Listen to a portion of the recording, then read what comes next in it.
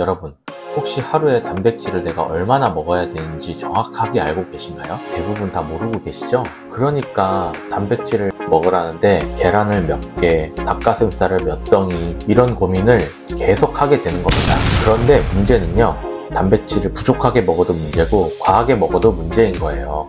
부족하면 또 줄고 기초 대사량이 떨어져서 살도 잘 안 빠지고 쉽게 피로해집니다. 머리카락도 잘 빠지고 피부도 푸석해지기도 합니다. 반대로 과하면 요산이 쌓이면서 통풍 같은 질환이 생길 수 있습니다. 실제로 운동선수나 헬스를 꽤 많이 하시는 분들이 단백질 과다 섭취로 인해서 통풍이 자주 발생되는 경우들이 있어요. 그래서 우리는 얼마나 정확하게 먹어야 하는지 아는 게 중요합니다. 답을 드릴게요. 단백질 하루 권장량은 아주 간단합니다. 체중 1kg당 단백질 1g, 몸무게 60kg이면 하루에 60g, 몸무게가 70kg이면 하루에 단백질 70g. 운동을 많이 하거나 근육을 많이 키우고 싶으신 분들은 킬로그램 1.2g에서 1.5g까지는 괜찮습니다. 그냥 이렇게 기억하세요. 내 몸무게 숫자는 단백질 g이다. 이제 단백질이 들어있는 대표 음식들을 살펴볼게요. 계란 1개에 6에서 단백질 한 덩이 100g에 23g, 두부 반모 100g에 15g, 우유 한 컵에 6에서 7g, 단백질 파우더 한 잔에 20에서 25g. 여기서 중요한 포인트는 계란이나 닭가슴살처럼 전통적인 식품도 좋지만 저희같이 바쁜 이런 직장인들이라든가 사업하시는 분들, 학생들은 단백질 파우더로도 빠르고 간편하게 단백질 공급을 할 수 있는 겁니다. 특히 운동 후에 일상생활의 복귀라든가 바로 생활을 할 때 닭가슴살 섭취가 어려우신 분들은 끼니를 건너때우지 마시고 그런 파우더류를 보충하는 것이, 운동 후에 바쁜 직장인들이라든가 일상생활을 해야 되는 분들은 요리하기 힘들어서 건너뛰잖아요. 그런 분들은 꼭 단백질 대체 식품들을 이용을 해서 단백질을 섭취해 주시는 게 좋습니다. 자, 이제 하루 예시를 보여드릴게요. 아침에 계란 2개, 점심에 닭가슴살 1팩, 운동 후에 간식으로 단백질 파우더 한 잔 23g, 저녁에 반찬으로 몇 가지 종류의 단백질 두부 같은 것들 15g, 이렇게 해서 72g입니다.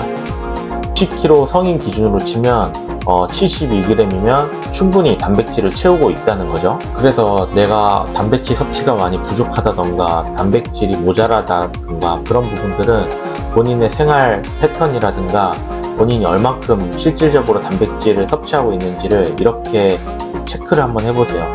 그래서 운동선수라든가 보디빌딩을 하는 그런 선수들이 아니라면 단백질 섭취에 대한 부분들이 민감하게 그렇게 받아들일 필요는 없고요. 그리고 또 너무 간과해서 조금 먹을 필요도 없습니다. 그렇다고 편의점에서 파는 단백질 바라든가 이런 걸로 내 끼니를 때우고 이런 부분들은 안 되겠죠. 그런 식품들은 보통 단백질이 한 15g, 10g 정도밖에 들어있지 않거든요. 그래서 절대 끼니를 대체해서 그런 식품들을 자주 먹으면 안 됩니다. 보충을 한다는 개념으로 하루에 적정 섭취 단백질을 채워주는 그런 용도로 사용하시면 됩니다.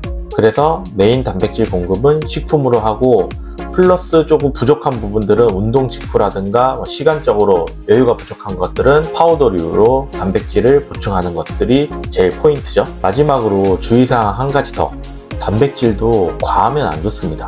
아까 말씀드렸다시피 필요 이상으로 단백질을 많이 먹으면 요산이 쌓이고 통풍 위험이 커집니다. 가수 김종국 씨 같은 경우도 단백질을 너무 챙기다가 결국 통풍 증상이 있어서 섭취량을 줄이는 케이스들도 있거든요.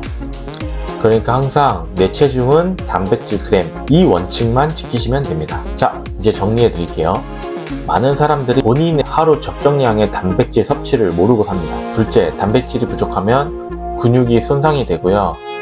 피로하고 피부라든가 머리카락 손상이 쉽습니다. 그리고 과하면 통풍 위험이 있고 그리고 체중이 좀 많이 증가할 수 있는 부작용이 있습니다. 셋째, 공식은 간단하다. 내 체중 1kg은 단백질 1g으로 쉽게 생각해 주세요. 넷째, 계란, 단백질, 고기 등 기본 반찬에서 저희가 추가적으로 단백질을 충분히 공급을 하면서 파우더 같은 것들이 하나 정도 추가되면은 일반 평균적인 단백질 적정량을 채울 수가 있다. 시중에 파는 단백질 간식으로 부족한 부분들을 채워주자. 다섯째, 시중에 파는 단백질 파우더나 단백질 간식으로 저희 시간적인 부분이라든가 영양으로 대체할 수 없는 부분들은 이렇게 보조해 주는 부분들이 조금씩 필요하다.